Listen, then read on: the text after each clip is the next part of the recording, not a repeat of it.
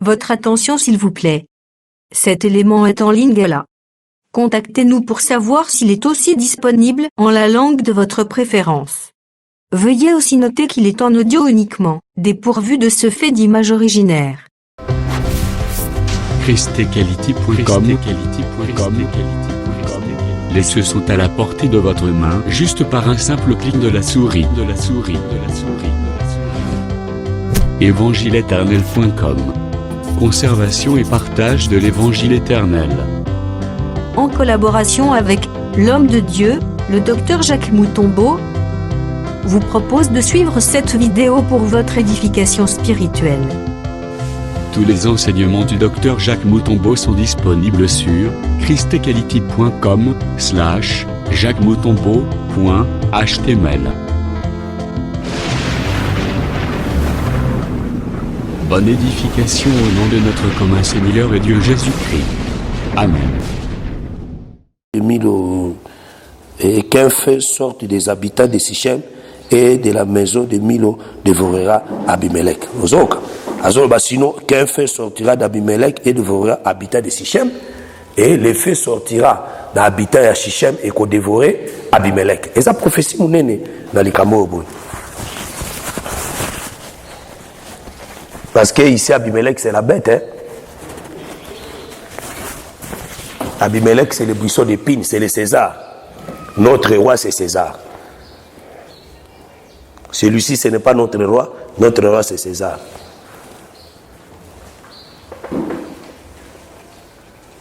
Montre qu'Obimana Abimelech et qu'Otumba les habitants. C'est l'Abimelech qui va prendre l'autorité, le jugement sur les habitants. Et après, le feu sortira des habitants et qu'Otumba Abimelech. Le feu sortira des habitants, c'est Dieu lui-même. Il viendra comme le feu pour détruire Abimelech. Wanezalina Armageddon.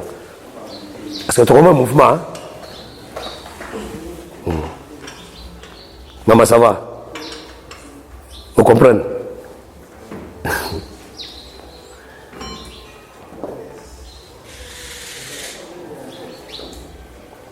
Le feu sortira d'Abimelech et qu'Otumba les habitants. C'est Abimelech qui va prendre les jugements sur le peuple, la domination sur le peuple. On est après l'enlèvement de l'église. Dans Israël, les bandas qui dans la 70, monte outa qui n'Abimelech et tombi les habitants d'Israël. Ils ont continué après l'enlèvement de l'église. Pour la bête sur la domination sur les enfants d'Israël. Après, Dieu viendra comme aussi un feu. Vous comprenez? Lui aussi, il viendra, il va détruire Abimelech. Le feu sortira des habitants. C'est Dieu qui viendra aux Anangambwa habitants, il va détruire Abimelech. Tu comprends?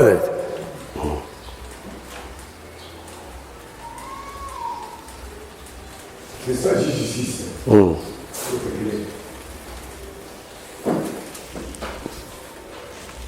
C'est là où maintenant, les trois arbres, ils ont parlé de Moutoumoko qui est le Seigneur Jésus.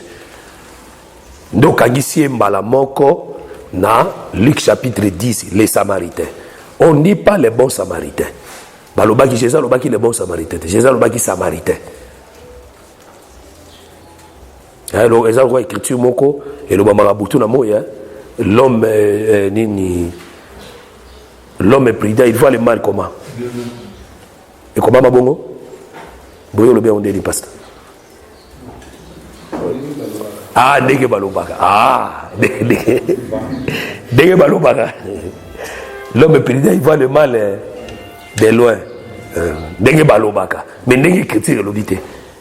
Et critique l'obité, l'homme prudent, il voit le mal. Il se cache. Pas, il voit le mal de loin. Et critique l'obité bongote. Dege Balobaka. L'homme prudent voit le mal et il se cache. Biso tout le baga bongo kala. Mais na kotanga ka écriture parce qu'on doit se corriger hein. Moto ya se corriger kate akomona ka nzambete. Ngape na te ya bongo. L'homme prudent, il voit le mal de loin, il se cache. Poto ga pe boto balobaka. Ah, ta na bando tatangi na bi oh, et le bimbo mote. L'homme prudent, il voit le mal et il se cache. Ah, na corrigé mbala moko. Vous avez compris? Hein? Vous se corrigez mbala moko, frère. Parce que nous sommes des humains. Moi, ben, les gens qui ont un parcours. Si tu te conformes à la doctrine, tu te conformes aux écritures pour que tu sois sauvé. L'important c'est qu'un jour, mutu moko ta kotika la libanga na samoya. Ce qu'a lève ça la mina nous te biso nyonso to okufa. O banga pwani, pour ça logique. Ce qu'a lève ça la mina nous te to okufa ka biso so mutu na jour na. Vous comprenez? Mais tu dois sauver ton âme. Comment dit les Samaritains? Atambola ki na biloko nyonso misatu na kati na ye. Parce qu'il y a des gens qui étaient à solo. Atambola ki na mafuta, atambola ki na vin, atambola ki na fruit.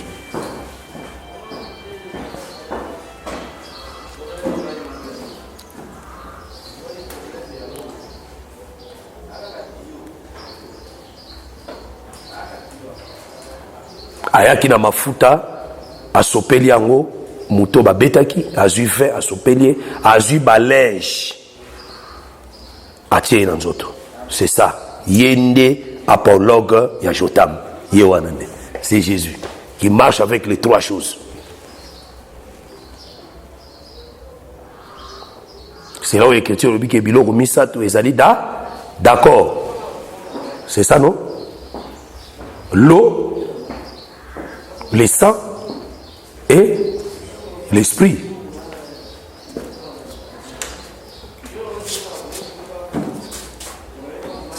Les trois choses là.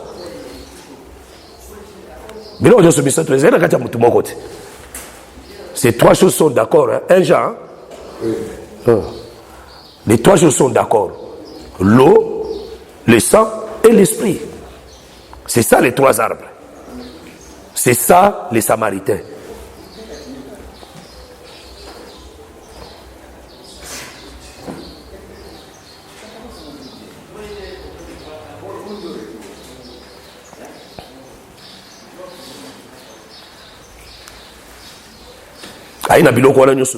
Pour sauver l'homme qui était Adam. Parce que Moutona Babeta Kiwana, c'est Adam. Pour sauver Adam.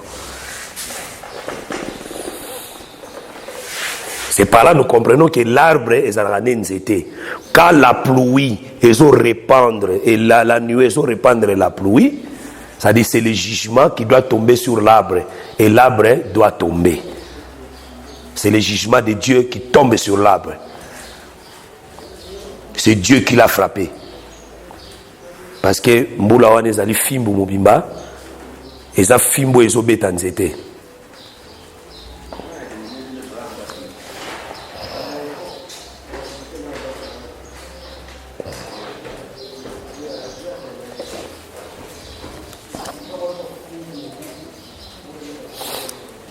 Eza fimbu ezobeta nzete et nzete kwei. Nzete tango ezo kweya, ezo parler la mort de Jésus. C'est Jésus qui est mort parce qu'à l'obaki na Jean 15, je suis le sceptre, vous êtes des sarments. Jean 15, hein? Je suis le sceptre, vous êtes des sarments. Ça veut dire comme le belazali nzete.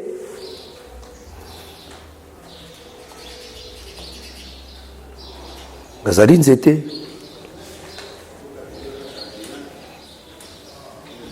Yenda kozala frappé par la pluie, qui est le jugement de Dieu. Le jugement de Dieu est tombé sur lui.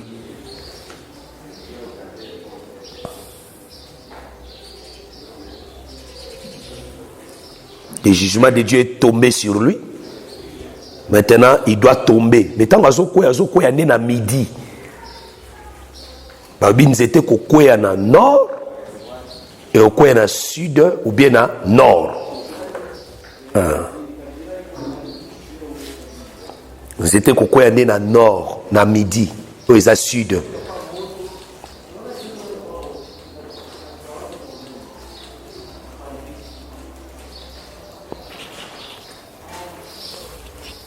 Au midi, C'est-à-dire ce qu'on est et place à peuple moroboy.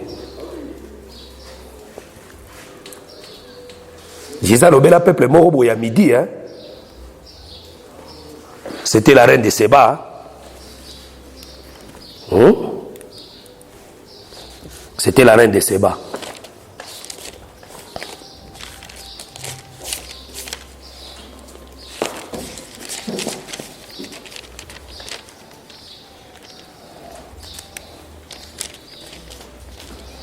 Aujourd'hui,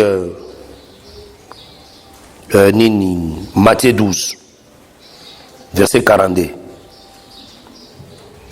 La reine du midi s'élèvera au jour du jugement avec cette génération et la condamneront parce qu'il vient des extrémités de la terre pour attendre la sagesse de Salomon. Et voici, il y a ici plus que Salomon.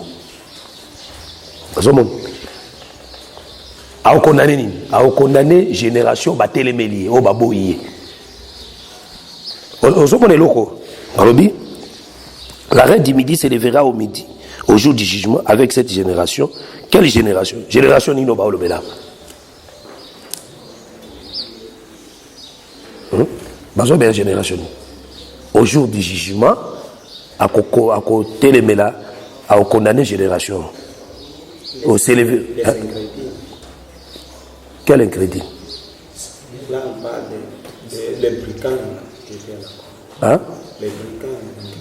Oui, les brigands. Qui n'apparaissent pas l'église, c'est Israël. Génération des Anini. Précisez. Israël. C'est Jésus qui a télémis à Zago s'adresser à Israël. Parce que Israël, baboya qui condamne, mais c'est un miracle.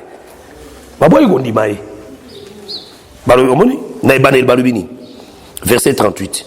Alors quelques-uns des scribes et des pharisiens prirent la parole et dirent: Maître, nous voudrions te voir faire un miracle.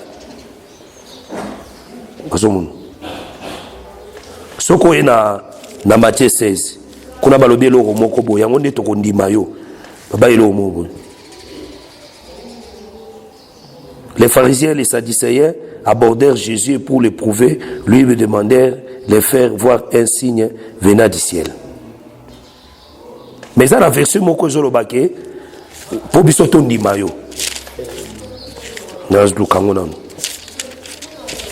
Luc, Luc 11.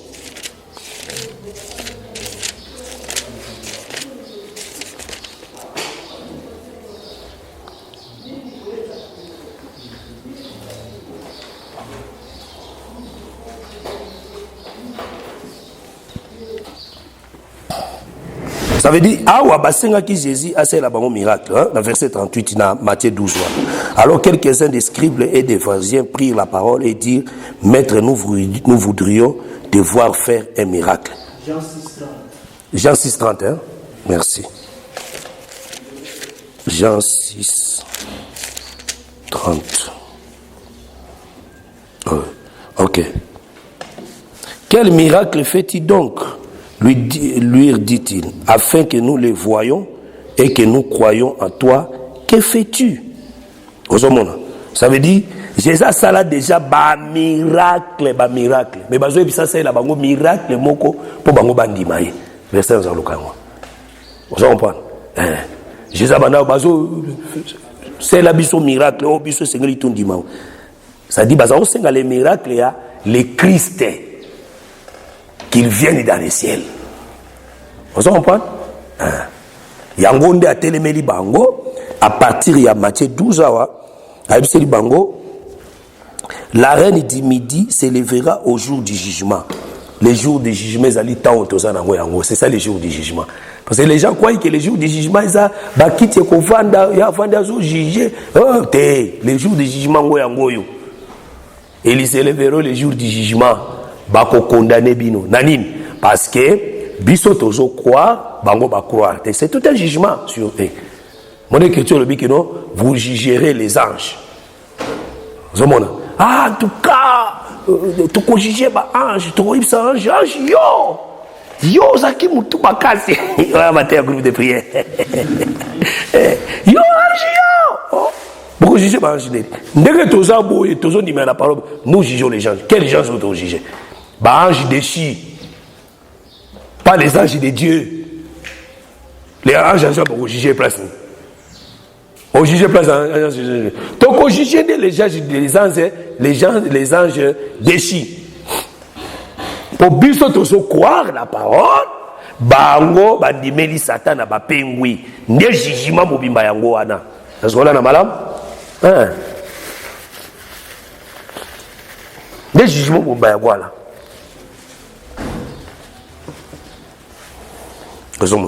N'est-ce que bato bazomo baloba ke ba Matthieu eza pete. Est-ce que so opesi écriture oyo? Au moins ba muto a transpirer. Eza petete. Vous en bon. Eza petete. N'est-ce que toloba ke Matthieu, Marc, Luc, Jean, eza makasi. Eza petete. Vous en bon. La reine du Midi, parce que les hommes de Ninive et la reine du Midi et le peuple moko hein.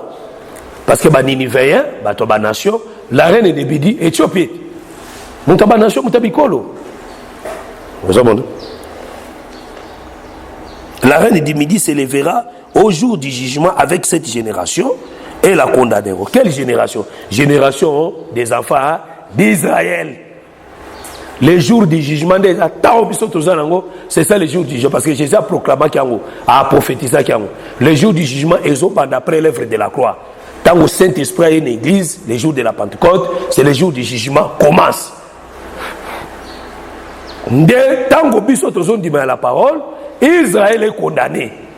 Vous avez malade? Israël est condamné.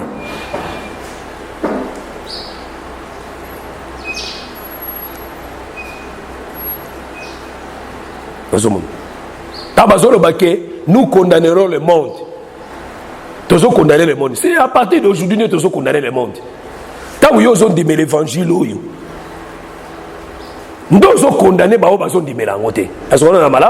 c'est ça la condamnation. Quand toi tu crois, l'autre qui ne croit pas, lui il est condamné, toi tu es sauvé.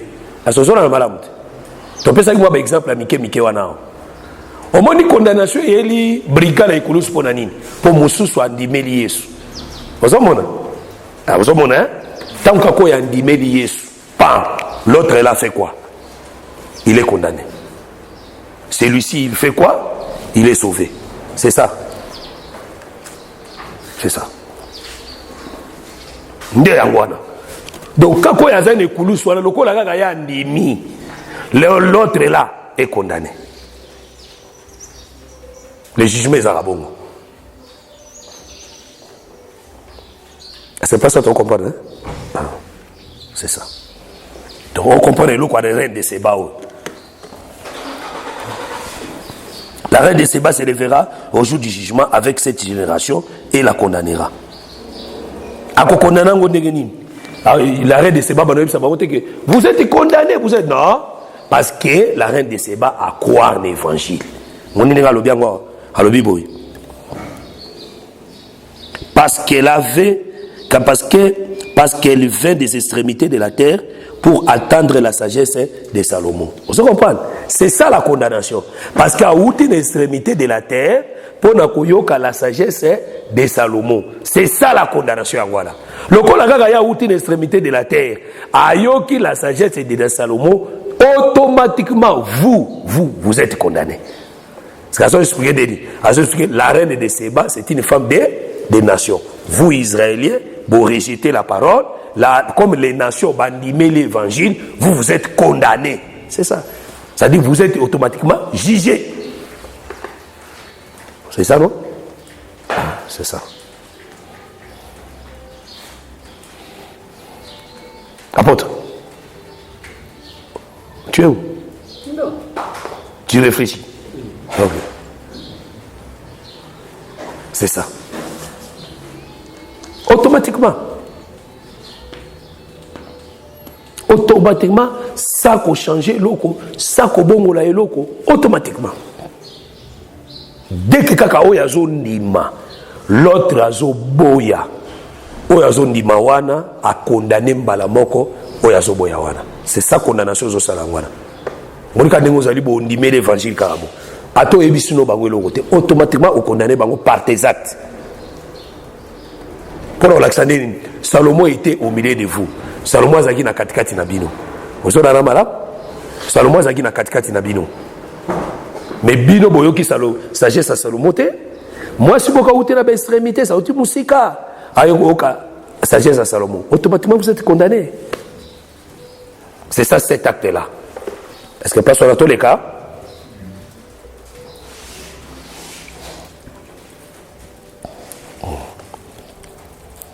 Et maintenant, et voici, il y a ici plus que Salomon. Ah, ça veut dire, le plus que Salomon, c'est lui. Il y a le plus que Salomon. Ah, ça veut dire, la reine de Séba, c'est nous les gens des nations.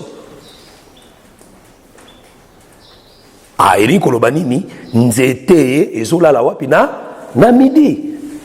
Ezola la n'est pas ma nation. C'est-à-dire Tilelo, Banda Mou Pepe, et Banda Mou les Beta et quoi ils s'en étaient là la rendez pas d'abissoir.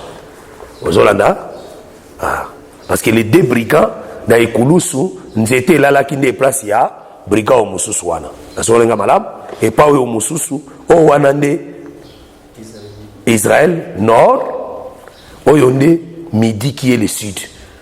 Nous étions là les païnaïs.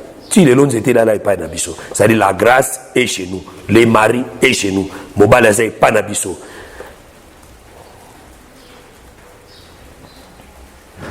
Parce que c'est grave.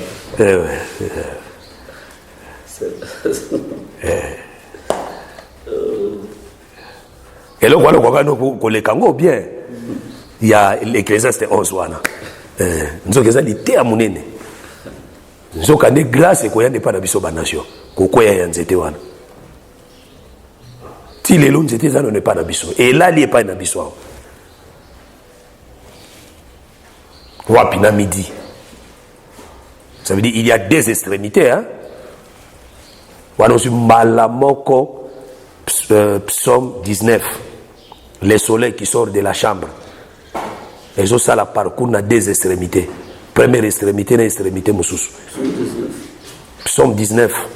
Tu es bien goûté. 5 à 6. Hein? Les soleils qui sortent de sa chambre. Le soleil est comme un époux hein, qui sort de sa chambre. Le soleil qui sort de sa chambre, la chambre c'est l'éternité. N'est-ce qu'un soleil est là la gâte? Nzamba là la l'éternité. Oh Nzamba uta l'éternité.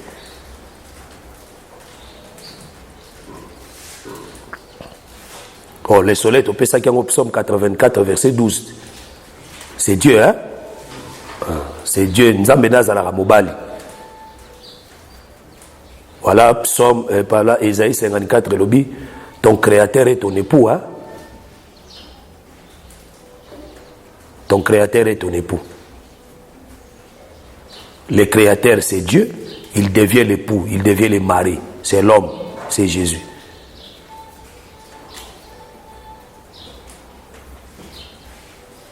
Parce que Jean-Baptiste Alobaki, il est l'ami de l'époux. Hein? L'époux, c'est Christ. Yawane etungisa ote tata abali mwana nae tata pesi mwana nae zemi etungisa ote na mokili bo eza péché mais na Bible eza péché te na Bible eza péché te papa apesi mwana nae zemi etungisa ote parce que malam parce que loi epekisa kiti papa ko mona ditira mwana nae moi cité parce que loi ezaki ko boya ke semence ya tata ko qui n'est pas mwana te. Wana za mubeko metango Christ a quoi ça biloko wana nyoso. Christ pesa azobenga pesa mwaso azotanga makila pendant tout ça abengie ma fille ta foi t'a sauvé. Ça ça qui tata na été. Azé tata na été. Ma fille ta foi t'a sauvé. Na pesa ezemi. Au moins est-ce que pesa ezemi te? La pesa ezemi. A pesa ezemi ndeni. Elle sait quand le sang s'est arrêté, ça dit que moi si ma kile zotanga les sous-souté soka zuizemi. Soka moi ça zuizemi ba ma kile otangi souté. Et c'est vrai, j'ai senti une force qui était sortie de moi. Batobele m'a compris qui était Pierre. Non, quelqu'un m'a touché parce qu'il y a touché et touché. Cette force-là, c'était la sémence qui a été entrée dans cette femme-là. Automatiquement, makile saline katana komi na zemi. Ya ko moni mwaso na zinga suko kinete. Ya ko mkana makolo a Yesu. So ko moni ka mwasa zo ngesu ko tika mobali wana te. Asa zui semence. A utikete no mona miba, o mona na garçon fi mwasi kitoko. Bazwe bise tika mobali wana azalaka voyou. O ya solobani. O ya lobani. Abibino nde boye biete. Azala ne voyou te. Azala mobali abi pona nini? Asa zui zemi. Biso batota bafingi Yesu bazobi Yesu azao Yesu aza majicha zabo lokwa biso to suzu tokende wapi tokomika na makolo neka wana tokomika na makolo na ye tokende su wapi poto suzu azaka mobali kitoko azaka mobali bien ça c'est grave c'est grave azaka mobali bien tokende wapi to zoaze mina ye papa yo monika mwa sona komika na makolo Yesu kende ali ko kende te pour ani c'est ma c'est côté ton créateur est ton époux. Wano kena ngombala moko na Genèse 19. Lot azo couché banana basi. Azaki tata na bango, si mayo koma mobile na bango. Ton créateur est ton époux. Ésaïe 54 verset 5 hein?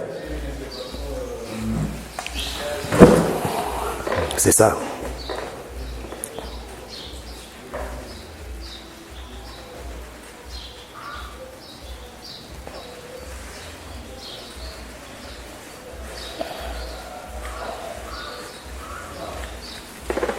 Le soleil est aux extrémités et aux bananes. Première extrémité et aux secondes extrémités moussous. Et en moment où Jésus lobi, évangile fait banana Jérusalem, na Samarie, na Judée 10 extrémités de la terre. Ça dit fait banana extrémité et Jérusalem. Quand on dit Jérusalem, ça veut dire Israël. N'est-ce que la confusion est à la batte belé wana? Moni Jésus loba qui toke ne côté à sa malamu qui est dans l'extrémité de la terre frère. Ngara on a comité na Washington te pour baloba qui to comité na extrémité de la terre. Yazo ka extrémité de la terre les à Washington. Yazo ka extrémité de la terre mon frère. En tout cas, moi j'ai déjà sillonné le monde entier. En tout cas, j'ai déjà accompli la parole que Jésus avait dit. Vous allez prêcher la parole jusqu'aux extrémités de la terre. J'ai déjà arrivé, même au fin fond des villages là-bas. Je suis déjà arrivé là-bas. Non!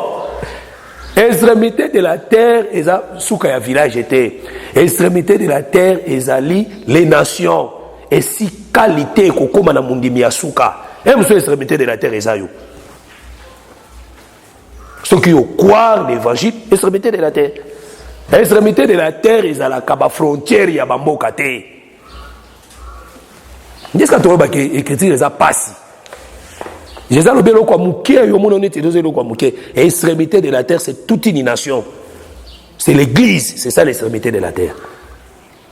Timo ponami asuka soka ndimi. Yo peut-être ozo bundara oke des États-Unis, zo extrémité et mon ponami asuka zani na Lubumbashi. Toi zani na Kinshasa. Ce qui a eu l'évangile, makambo esili enlèvement salami.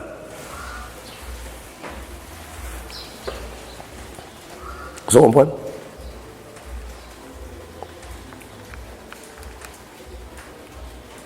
Tango nzete zolala na midi et boyi kolala na nord.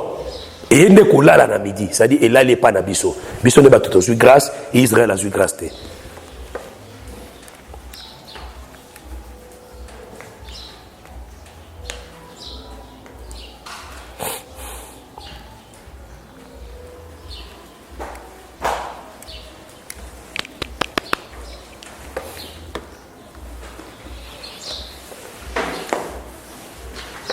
Donc on parle d'extrémité. Extrémité, c'est une femme des nations. Eza Sinamite, Eza la reine de Séba, éthiopienne.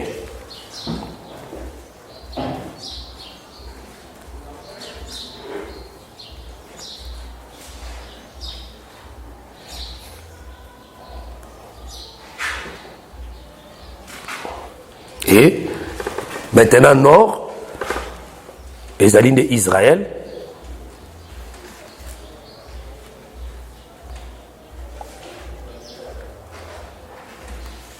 wana nzambe apimeli bango nzete grâce eza pa na bango te. Osimbi nord comme aussi les lieux oyo Dan azalaki parce que na ordre de campement Dan azako fanda azalaki na nord ndeska bandako camper c'était na nord.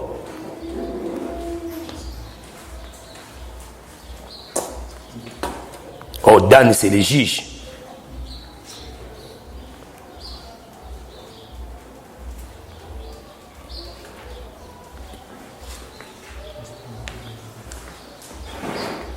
Dieu a jugé Israël. Bango ndesika jugement nzambe ko ilikolo na bango.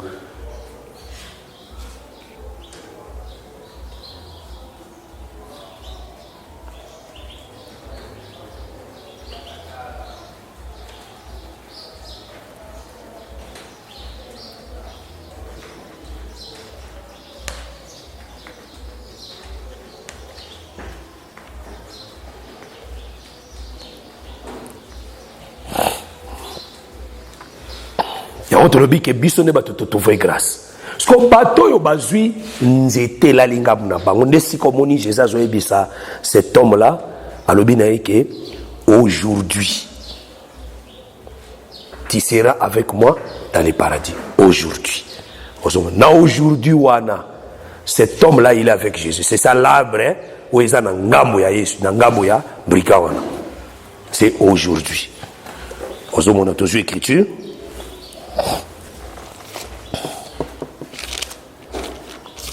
Josué Hébreu 13.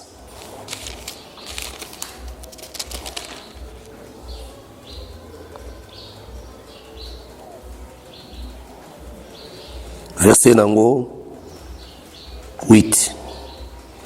Jésus-Christ est le même hier, aujourd'hui et éternellement. Jésus-Christ, on ne dit pas il est le même. Et le même. On ne dit pas il est le même. On dit est le même. Azali lolenge moko. Jésus azali lolenge moko. Lelo azali lolenge moko. Lobio eleki lelo pe libela na libela. Ah, ça veut dire hier c'est toute une personne, aujourd'hui c'est toute une personne, éternellement c'est toute une personne. Parce qu'ils allaient à présent.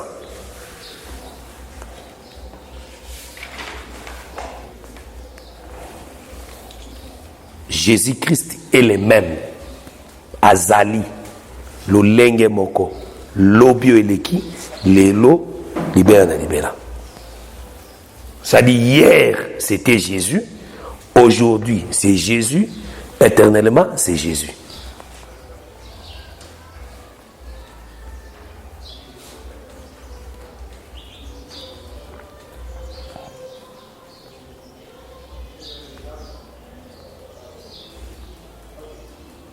Oh, hier, et ça va prophète.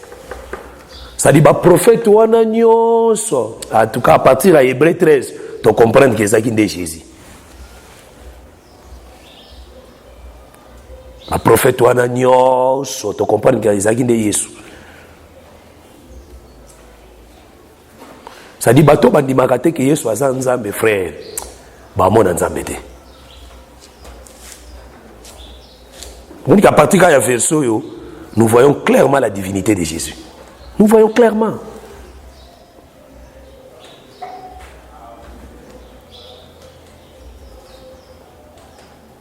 Le prophète Nyon soit une alliance. Jésus. En tout cas, c'est Jésus qui marche avec eux. C'est là où le frère Pierre n'a expliqué clair que ces gens-là prophétisés par l'Esprit de Christ qui était à eux. C'est-à-dire, aucun prophète a prophétisé dans l'Iban de Christ. On a prophétisé par l'Esprit de Christ. C'est-à-dire, c'est Christ qui était dans les mots Sinaï. C'est Christ qui était dans Jérémie. C'est Christ qui était à Ézéchiel. C'est Christ qui était à Zacharie. C'est Christ qui était à Abdias. C'est Christ qui était à Joël. c'est Christ qui était à Sophonie. Nous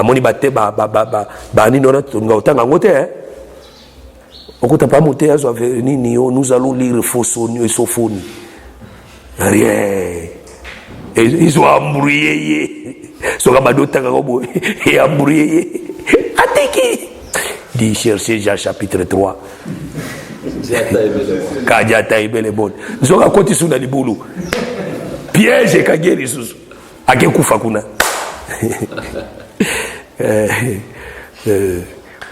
Omuta atanga kuna Abias. Ah, vrai. Ça lui complique. Ils ont compliqué ma case. Vous comprenez? Donc ça dit, bah prophète Ananioso, Ezaki de Jésus. Abdias Ezaki Yesu. Joël Ezaki Yesu. Voilà pourquoi il faut tant qu'à livre Ananioso. Il faut tant au coup à la divinité de Jésus là-bas. Au coup à moi.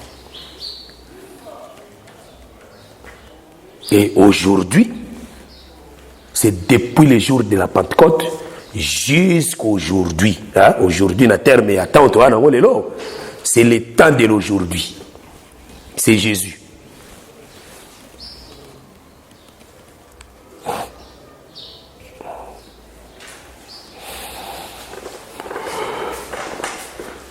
Parce que hier, et Soukana croit, on avancé dans le Mouké, ti na Acte chapitre 1. Acte chapitre 1, ça va hier, parce que le Saint-Esprit n'était pas encore venu. Parce que le Saint-Esprit, c'est l'inauguration. Hein? Acte d'inauguration. Quand le Saint-Esprit est venu, il a inauguré une nouvelle alliance. Acte 1, ombre kaka. C'était toujours hier. Parce que le Saint-Esprit n'était pas encore venu. Voilà pourquoi Matthieu 27, Banini Kuna, tant que tout le basi wana bazaki de bililingi. Baza basi physique boité ou bana ministère lelo. Pour ça donc ombre. Et ça donc bililingi. Au banine na acte 2, acte 2 tant au Saint-Esprit aye yenda banisko ko éclaircir. Saint-Esprit t'envoyé à PC ministère na moi cité. Après ce que ministère na mibali.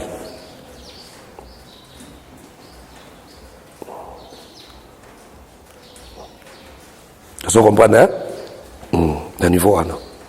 Donc aujourd'hui, depuis le jour de la Pentecôte, c'est le temps de la grâce. Aujourd'hui, ça dit, aujourd'hui, tu seras avec moi. Ça dit, ce qu'on a aujourd'hui, tu ne seras pas avec lui. Pour que tu sois avec lui, tu dois être dans l'aujourd'hui.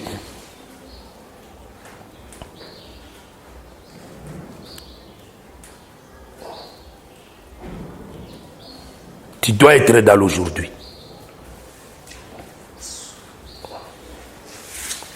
Quand on dit tu seras allé après, et ça après. Et ça après. Voilà tout le monde déjà l'enlèvement. Hein? Ce n'est pas dans l'éternité. Oui. Ce n'est pas l'éternité. Tu seras le paradis. Le paradis, c'est ça dans l'enlèvement. Quand on sera dans les ciels avec lui. Parce que le paradis, c'est le lieu de délices de Dieu. Le paradis, c'est l'Éden. Jardin Éden. Éden, ça veut dire délices. C'est ça le paradis.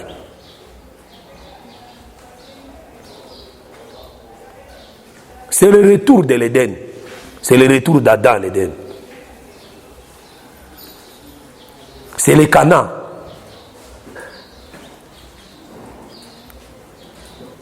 Parce que l'Éden, c'est le lieu du repos. Le paradis, c'est le lieu du repos. Et ça, c'est le champ de Macpéla. C'est le champ de Macpéla. C'est après la mort. Après, tu seras. C'est après la mort. Aujourd'hui, jusque-là, nous sommes encore dans l'aujourd'hui. Aujourd'hui, c'est le temps de la grâce. C'est l'état où l'église marche, parce que l'église, c'est Jésus.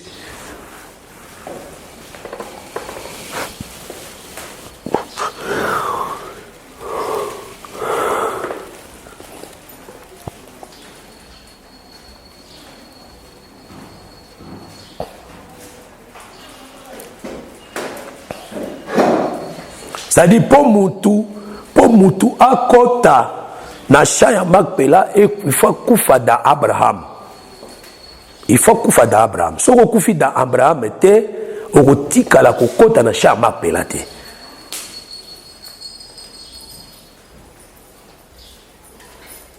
Chaya Makpela, ils ont la territoire à célibataire. Ils ont la territoire à marié. Un célibataire à Kota Bunate. Il faut ça l'effort, ce que nous avons balaté ou nous commençons à balater. Hein?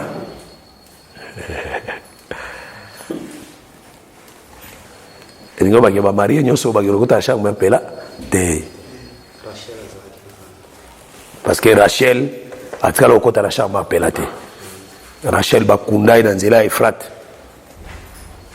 à côté. Mouta côté à la Léa. Jacob à côté de Léa. Isaac a côté de Rebecca. Abraham a côté de Sarah. Qu'est-ce Joseph Joseph Bakouné na chambre pelate. Joseph Bakouné na Shichem. Autant la Bible dit. Joseph Bakouné na Shichem. Josué 24. Hein? Faut autant la Bible. Boy bagaska ba enterrement ya batouana nyoso. Joseph Bakouné na Shichem.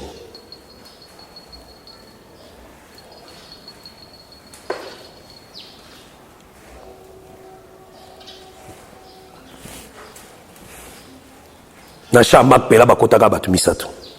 Abraham, Isaac, Jacob. Dès que là où 2, 3 se réunissent à mon nom, je suis au milieu d'eux.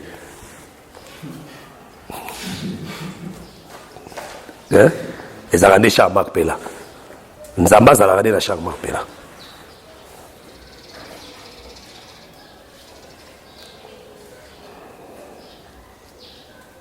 C'est le lieu du repos véritable.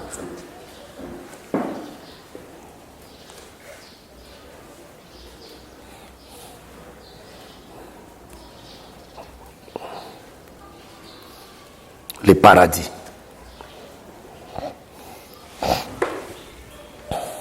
Oh, jusqu'aujourd'hui, Moutouata, mon côté, dans le côté paradis. Personne.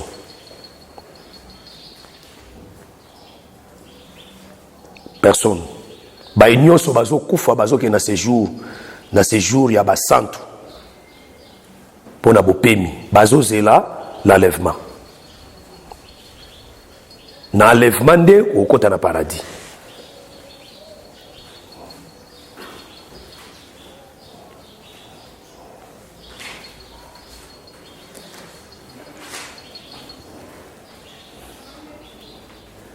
Ndenge moko pe paradis na ne fungwa mate, l'ifelopé na ne fungwa mate.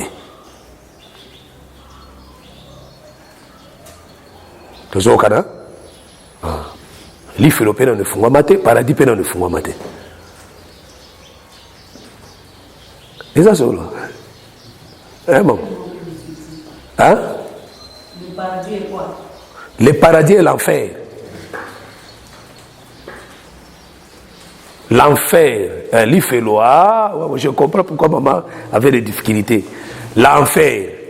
Dans ce cas, l'enfer est un. Géhen. Bon, mais Géhen, mais c'est toujours le mot français, non? C'est Géhen. Ah, Géhen. Donc Géhen, n'a ne fungwa maté. Voilà, pour compréhension à la claire. Géhen, n'a ne fungwa maté. Les paradis aussi, les paradis en Swahili. Paradiso. Ok. Les paradiso, nanu e fungwa mate. Nanu e fungwa mate na Swahili. Ayafungulika. Les paradiso ayafungulika. Et Gehenna ayafungulika. Voilà. Vous avez dit que comme les Abraham, ne sont pas dans le paradis, ils sont dans les séjours de mort. Précisément. Dieu, personne, parce que si vous croyez que même Abraham n'a jamais monté. Autant qu'il y a matière, la Bible dit quoi? La Bible dit que tant qu'on m'a belé les cris, parce que là, on va arriver. Hein, les cris, quand je remets mon esprit entre tes mains, il poussa les grands cris. Je remets mon esprit entre tes mains. Il y a les saints, nous allons arriver. Donc, on va expliquer le mouvement prophétique. Personne n'est monté. Personne. Personne ne peut précéder les autres. Autant que l'écriture était que bango va prophétiser, mais bazo c'est la bamisou subaya. Autant qu'on a sur la foi dans Hébreu 11. Nous allons lire Hébreu 11. On va expliquer Babylone Koana tant qu'on ma place Wana. Ils ont vu ça, ils ont salué ça de loin. Au bisope tozoya. Hébreu 11. Bisope tozoya. Bango ko précéder, bango ko t'ava bisote frère. Quand l'enlèvement se feront, to kenena bango nyonso ensemble. Parce que Moussalo, c'est ça que nous avons dans allez prêcher ces gens-là. Même Abraham attendait le salut. Même Élie, les Tishbites, attendaient le salut. Le mouvement Élie qu'on m'attendait, c'est un mouvement prophétique. Quand Christ est venu, il dit que personne n'est monté au ciel. Donc on dit Élie, on dit Jésus. Jésus a une agent 3, alors personne n'est monté au ciel. Si ce n'est le Fils qui est descendu, qui est dans les ciels. Parce qu'on dit Mayo, on dit Jésus. On dit Jésus, c'est-à-dire l'acte, c'est un acte prophétique. Enoch, c'est un acte prophétique. Ce sont des gens qui on a la difficulté à l'enterrement. Mais l'écriture, c'est dans Deutéronome 34. Nous avons Kunda Moïse et Mokote. Nous avons Kunda Moïse et Mokote. Il y a un cimetière à Moïse et Zalagate. Donc, il y a un terme écriture. C'est-à-dire, Baluka, mon nom, cimetière à Moïse. Eh bien, nous n'avons pas Kunda Eli. Nous n'avons pas Kunda Penok. Et il y a un Kunda Batunaï. Et l'Indenga Kenda Kuana, nous avons récupéré, enterré quelque part. Azu Penok a enterré pas quelque part. Parce que Jésus t'a envoyé. Jésus n'a pas l'ongola qui m'a confusion. Il y a bateau qui monte au ciel. Jésus a l'ongola confusion. Tant que Jésus a l'objet, personne n'est monté au ciel. Ça dit qu'il n'y a pas de précision. N'a quoi rien. Mais là, quand Élie et Moïse apparaissent dans le champ de Gethsémani. Hein? Obi? Moïse et Élie qui apparaissent dans le champ de Gethsémani et dans la montagne de transfiguration. C'était une prophétie. C'était une prophétie. Parce qu'il y a un c'était lui. Babel a une vision. C'était une vision. Ce n'était pas une vérité. C'était une vision pour nous sa prophétie. C'était une prophétie. Quand on a dit que il y a omoni, c'est quoi akitsa qui est likolo. Tant qu'il apparaît dans la montagne de la transfiguration. Il y a akitsa qui est likolo. Aïba qu'est-ce que tu vas faire, frère? Aïba qu'est-ce que tu vas faire? La montagne de la transfiguration, et puis Moïse yaka, Abieli yaka. Puis tant que masolo ici, là, puis bango bolimo. Bakota ina kati nae. Les acquis remise et reprise, non?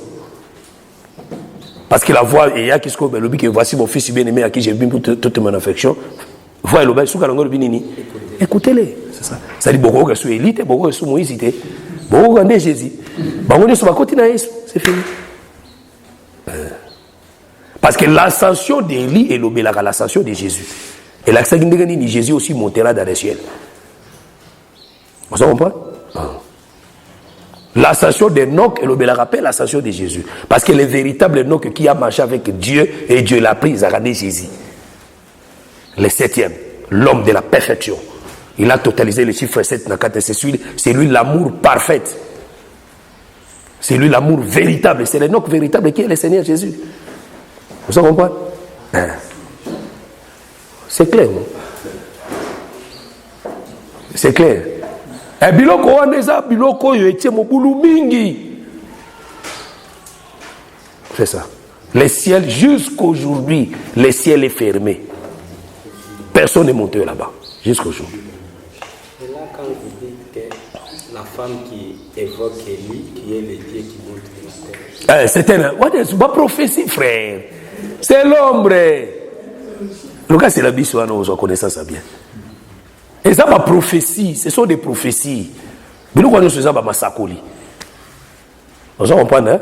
Tant que tu recommandes, tu expliquer ma cambo bien, tant que tu recommandes, j'ai remis mon esprit entre tes mains. La base, pour aller au sucre, on a débordé pour 15 minutes. Donc, moi, vertige. Débordé. Question?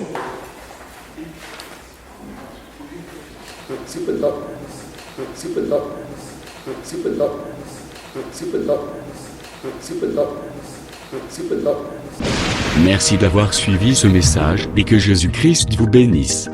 Si vous avez une question à l'intention de l'homme de Dieu, si vous voulez que l'homme de Dieu prie pour vous, si vous voulez vous confier à l'homme de Dieu, ou si vous voulez tout simplement bénir l'homme de Dieu, contactez-le directement si ses coordonnées sont disponibles depuis sa page.